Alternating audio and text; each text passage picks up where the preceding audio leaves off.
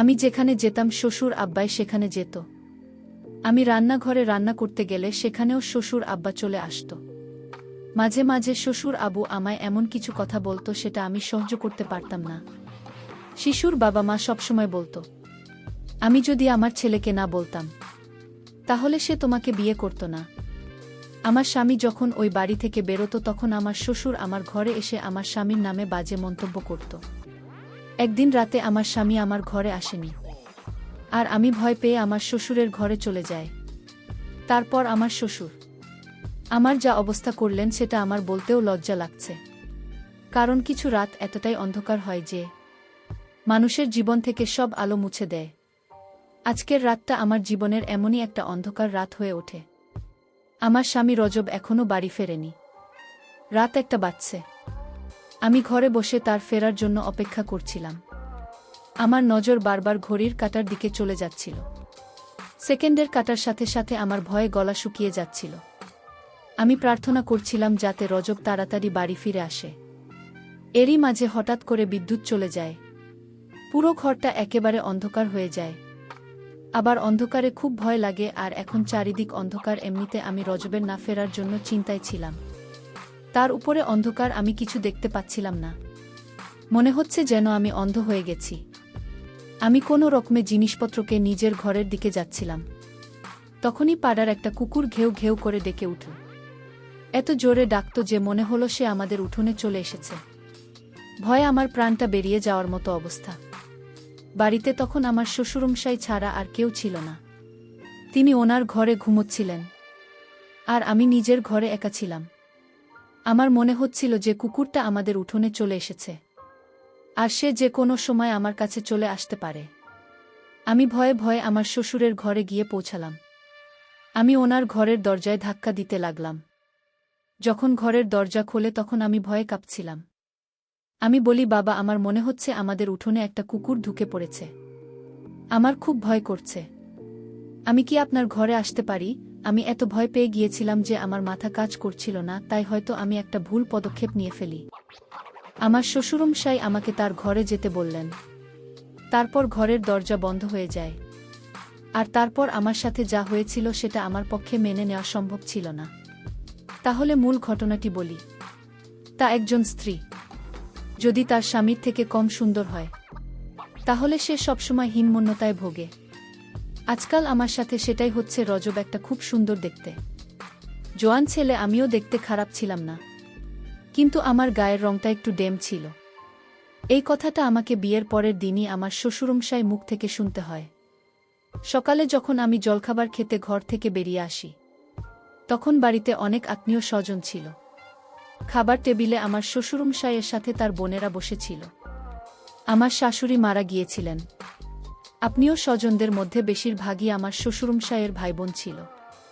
আমি ওনাদের সাথে বসে জল খাবার খেলাম। আমার শ্বশুরমশাই সবার সাথে আমার পরিচয় করিয়ে দিলেন। তিনি খুব খোশমেজাজে ছিলেন। কিছুক্ষণ পর সব আত্মীয়রা তাদের বাড়ি ফিরে যায়। তখন বাড়িতে শুধু আমি আর আমার শ্বশুরমশাই ছিলাম। আমার শ্বশুরমশাই আমার জন্য চা বানিয়ে নিল। উনি বলেন, আমি ভাবলাম আমার বৌমা খুব ক্লান্ত, তাই আমি তার জন্য চা নিয়ে এলাম। তিনি আমার পাশে সোফায় বসে পড়লেন, আর চায়ের কাপটা আমার হাতে ধরিয়ে দিলেন। তিনি বলতে লাগলেন, রজব এমনিতে খুব ভালো ছেলে। সে আমার সব কথা শুনে তুমি একটা ভালো মেয়ে, কিন্তু আরও ভালো হতো যদি তোমার গায়ের রংটা একটু ফর্সা হতো। ওই যে বলে না, বসেই হয় যাকে সব সময় কাছে পেতে ইচ্ছে করে। উনার কথা শুনে আমি একটু অস্বস্তি বোধ করছিলাম। আমি উনাকে বললাম, আমি আপনার কথা ঠিক বুঝতে পারলাম না। উনি বলেন, কাল মাঝরাতে রোজ ঘরের বাইরে এসেছিল। আমিও তখন জল খেতে উঠেছিলাম, তাই আমার তার সাথে দেখা হয়ে যায়। সে আমাকে বলে, বাবা, তুমি তার মধ্যে কি এমন দেখেছিলে? তুমি তো জানতে যে আমার সুন্দরী মেয়ে পছন্দ। তুমি অন্তত আমার পছন্দের মানটা রাখতে পারতে। এইসব কথা শুনে আমার মনটা খুব খারাপ হয়ে যায়। তবে রজব কাল রাতে আমার সাথে কোনো খারাপ ব্যবহার করেনি। সে এমন কোনো কথা বলেনি। সে বরং আমার প্রশংসা করেছিল। তবে হ্যাঁ, আমার মনে আছে যে রজব রাত 2টা-3টা নাগাদ একবার ঘরের বাইরে বেরিয়েছিল। কিছুক্ষণ পর আবার ফিরে এসেছিল। আমি হাঁ করে শ্বশুরমশায়ের মুখের দিকে তাকিয়ে রইলাম। তিনি আমাকে বললেন, আমি বুঝতে পারছি তোমার এই কথাগুলো শুনতে ভাল লাগছে না। আমি কাল রজবকে খুব বকেছি আর বলেছি সে যেন ভুলেও তোমাকে এসব কথা না বলে। সে তোমাকে এরকম কোনো কথা বলেনি তো? আমি মাথা নেড়ে বললাম, না, এই কথাটা আমার বিশ্বাস করতে কষ্ট হচ্ছিল, কারণ কাল রাতে রজব আমার সাথে খুব ভালো ব্যবহার করেছিল। শ্বশুরমশাই এর পরের কথাগুলো আমাকে আরও অবাক করে দেয়। তিনি বলেন, আমি ওকে বারবার বারণ করেছি সে যেন তোমার মনে কষ্ট না দেয়। তুমি কিছু মনে করো না মা। কিন্তু আমি যখন তোমাকে দেখতে গিয়েছিলাম তখন তুমি মেকআপ করেছিলে। তখন তোমাকে দেখে আমার ফর্সা মনে হয়েছিল, কিন্তু তোমার আসল রংটা তো পরে দেখলাম। ওনার কথা শুনে আমি চুপ করে গেলাম। আমি বুঝতে পারছিলাম না কি জবাব দেব। হ্যাঁ, এটা সত্যি যে আমাকে যখন দেখতে আসা হয়েছিল তো এখন আমি একটু মেকআপ করেছিলাম, কিন্তু সেটাই তো স্বাভাবিক। আজকাল সব মেয়েরাই তো একটু আধটু সাজগোজ করে। রোজের সাথে যখন আমার সমস্ত বিয়ের কথা পাকা হয়েছিল তখন আমি খুব খুশি হয়েছিলাম, কারণ শ্বশুরবাড়িতে আমার ভুল ধরার জন্য আমার কোনো শাশুড়ি ও ননদ থাকবে না। কিন্তু তখন কি আর আমি জানতাম যে আমার শ্বশুরমশাই বিয়ের পরের দিনই আমার কথায় খুব ধরতে শুরু করবেন। বিয়ের পরের দিন থেকে আমি রান্নাবান্না আর ঘরের কাজ করা শুরু করে দিয়েছিলাম, কারণ বাড়িতে শুধু আমার শ্বশুরমশাই আর আমার স্বামী থাকত। এমনিতে আমার শ্বশুরমশাই খুব ভাল ছিলেন, আমার সাথে খুব ভালোভাবে কথা বলতেন, কিন্তু উনি রজবের ব্যাপারে যেসব কথা বলতেন সেসব শুনতে আমার ভাল লাগত না। রজব অফিসে বেরিয়ে যাওয়ার পরে বাবা আমার ঘরে চলে আসতেন। আমি তখন রজবের ফেলে রাখা জিনিসপত্র গোছাতে ব্যস্ত থাকতাম।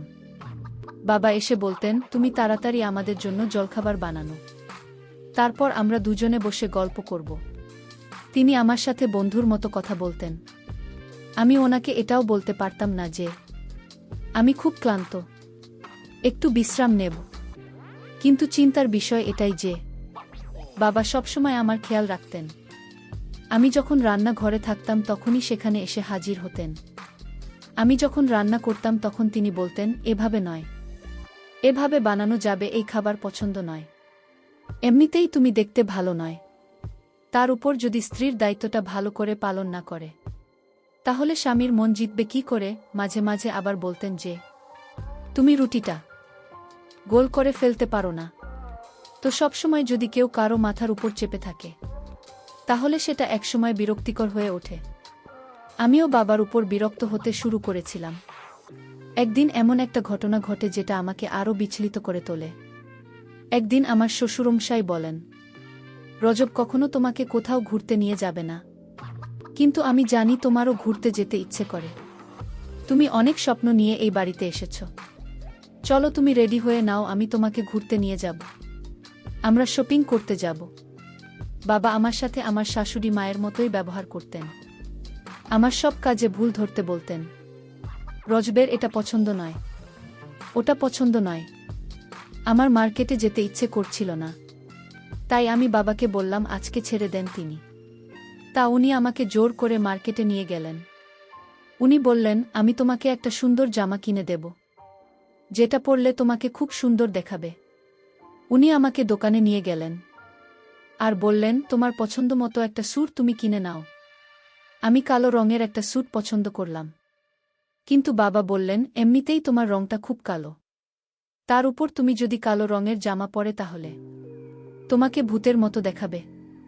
তিনি আমার জন্য একটা লাইট কালারের স্যুট পছন্দ করলেন, যেটা আমার একদম পছন্দ হয়নি, কিন্তু আমি চুপ করে রইলাম। উনি বললেন যে রংটা পরে তোমাকে ভালো দেখাবে। আমি যখন শ্বশুরমশাই এর সাথে কথা বলছিলাম তখন আমি দেখলাম পাশের দোকানে রজবকে একটা অন্য মেয়ের সাথে। বাবাও সেটা দেখতে পেলেন। রজতদের সাথে যে মেয়েটা ছিল সে বেশ সুন্দর দেখতে ছিল। বাবা বলতে লাগলেন, দেখেছ, আমি বলেছিলাম না রজবের সুন্দরী মেয়ে খুব পছন্দ। সে যেখানে সৌন্দর্য দেখে সেখানে চলে যায়। রজব সেই মেয়েটার সাথে খুব হেসে হেসে কথা বলছিল। এটা দেখে আমার চোখে জল চলে আসে। আমি ওখান থেকে কিছু না কিনেই চলে আসি। আমার খুব রাগ হচ্ছিল, মনে হচ্ছিল সব কিছু তছনছ করে দিতে। আমি ভাবতে লাগলাম যে রজব কিরকম ছেলে। সে আমাকে বলতো সে আমাকে ভালোবাসে, আর বাইরে গিয়ে সে অন্য মেয়ের সাথে ঘুরছে। আমার শ্বশুরমশাই বললেন, আমি কখনোই চাই না তোমাদের ঘর ভেঙে যাক মা। তবে ছেলেরা একটু স্বাধীন হয়, বিশেষ করে এমন ছেলেরা যারা সৌন্দর্য দেখে পাগল হয়ে যায়। হ্যাঁ, তুমি যদি দেখতে সুন্দর হতে তাহলে হয়তো তোমার স্বামীকে ঘরে বেঁধে রাখতে পারতে। বাবা আমার পাশে বসে আমাকে বোঝাতে লাগলেন। বাবা বললেন, আমি রোজ ওদের সাথে কথা বলবো, কিন্তু আমি কিছু গ্যারান্টি দিতে পারছি না। আমি রজবের জন্য কি না করতাম। তার পছন্দের খাবার বানাতাম, তার পছন্দমতো ঘর সাজিয়ে দিতাম, এমনকি নিজেকেও তার মনের মতো তৈরি করার চেষ্টা করতাম। কিন্তু রজবের আমার এত আত্মত্যাগ চোখে পড়ে না। রাতে যখন রজব বাড়ি ফিরে আসে, তখন আমি আমার ঘরে বসে কাজ করছিলাম। রজব আমাকে জিজ্ঞেস করে, তোমার কি হয়েছে, শরীর ঠিক আছে তো? আমার তো ইচ্ছে করছিল এখনই বলে দিতে যে আমি তোমার আসল রূপটা ধরে ফেলেছি, কিন্তু বাবা আমাকে অনেকবার বারণ করেছিলেন। বলেছিলেন, এটা করলে আমার ঘর ভেঙে যেতে পারে। যদি জানতে পারে যে তুমি জেনে গেছ তার অন্য মেয়ের সাথে প্রেম আছে, তাহলে তার মন থেকে সব ভয় দূর হয়ে যাবে। আমি রোজ ওকে বলি যে আমার মাথা ব্যথা করছে।